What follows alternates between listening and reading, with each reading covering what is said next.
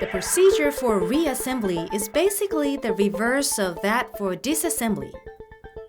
Before starting reassembly, you must thoroughly clean the rotor shaft, bearings, and other components and make sure there is no foreign matter in the bearing pedestal. Also, replace all tongued washers, O-rings, gaskets, and other consumable parts with new ones. When installing the bearings and the rotor shaft, take off your work gloves and work with your bare hands. Take care not to allow foreign matter to contaminate the components.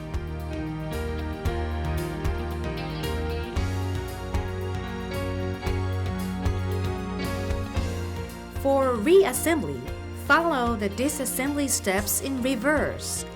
Install the compressor side journal bearing to the bearing pedestal.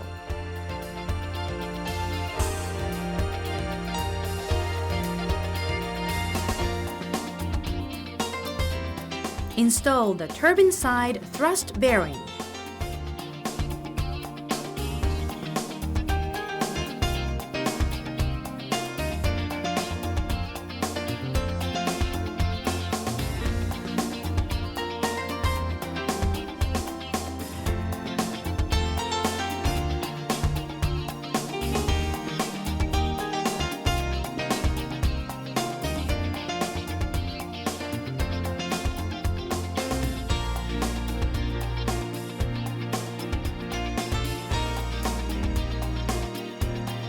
After installing the nozzle, install the turbine side journal bearing to the bearing pedestal.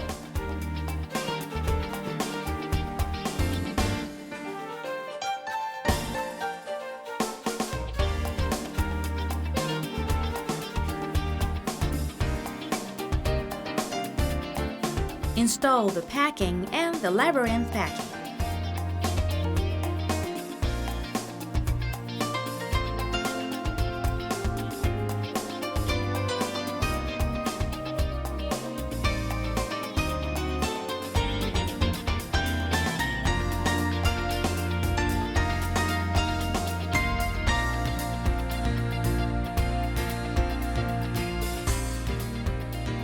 Clean the rotor shaft and apply lubricating oil to the shaft sufficiently.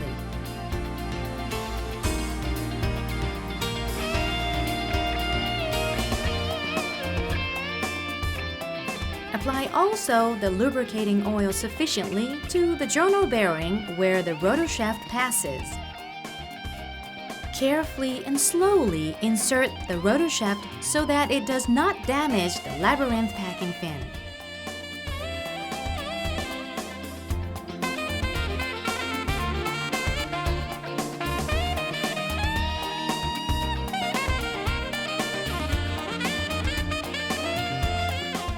Coat the turbine side thrust bearing and the thrust collar with lubricating oil. Reassemble the thrust collar to the rotor shaft.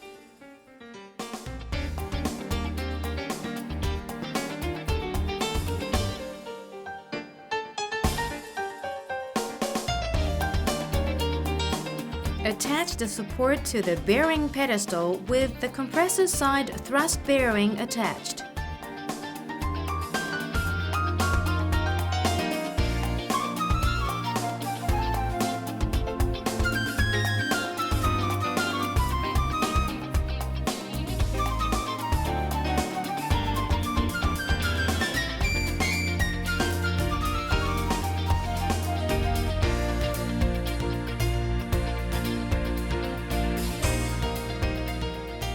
Reassemble the sleeve to align the match marks of the rotor shaft.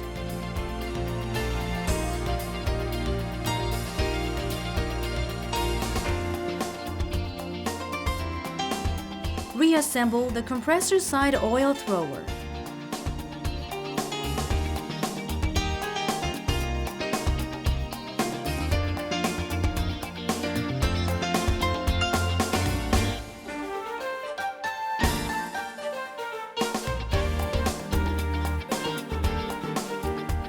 After pushing the impeller by hand, attach the washer and screw in the locking nut.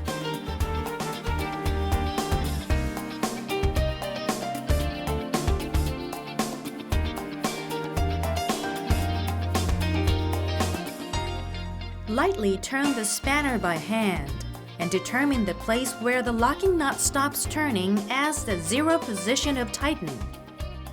Put the temporary match mark of the locking nut using the match marks of the impeller and washer as a reference. Tighten the locking nut with a spanner to the match marks of the impeller and washer.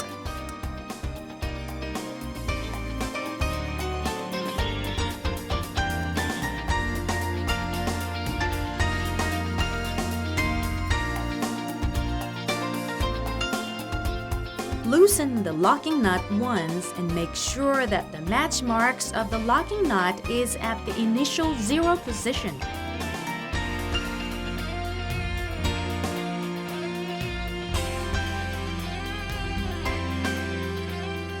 After confirming that the match marks align, tighten with the spanner to the right position.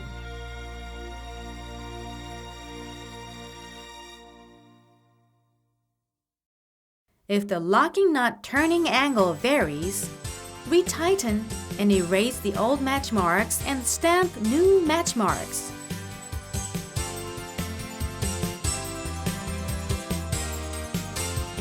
Measure the distance from the end of the nut to the shaft end with a caliper or a depth gauge. Compare with the values obtained before overhaul and confirm that it has been fastened securely. Lightly turn the rotor shaft in reverse direction of the operation. Confirm that it rotates smoothly and there is no contacting noise. Attach a dial gauge to the end of the rotor shaft and measure the deflection at the shaft end. If the deflection measures 0.05 millimeters or more, it is considered that foreign matter is included in the contact surfaces of the impeller, sleeve, thrust collar, or rotor shaft. In that case, remove the impeller again to check the contact surfaces.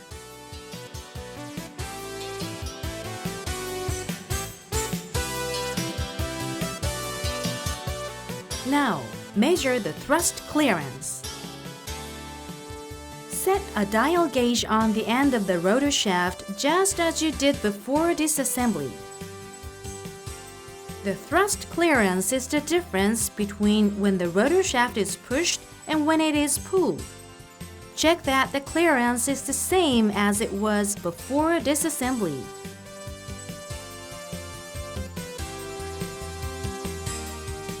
Attach the bearing pedestal with the rotor to the gas inlet casing.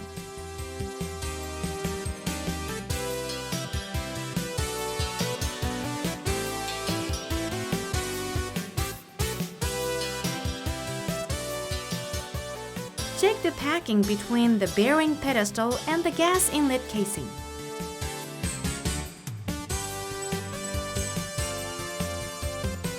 Carefully assemble the scroll and the air inlet casing to the bearing pedestal so that they do not come in contact with the impeller.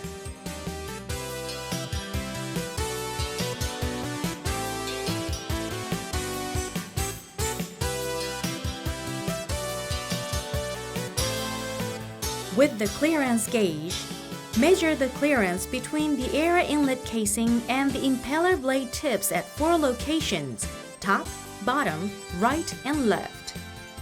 Check that the clearance conforms to the standard value.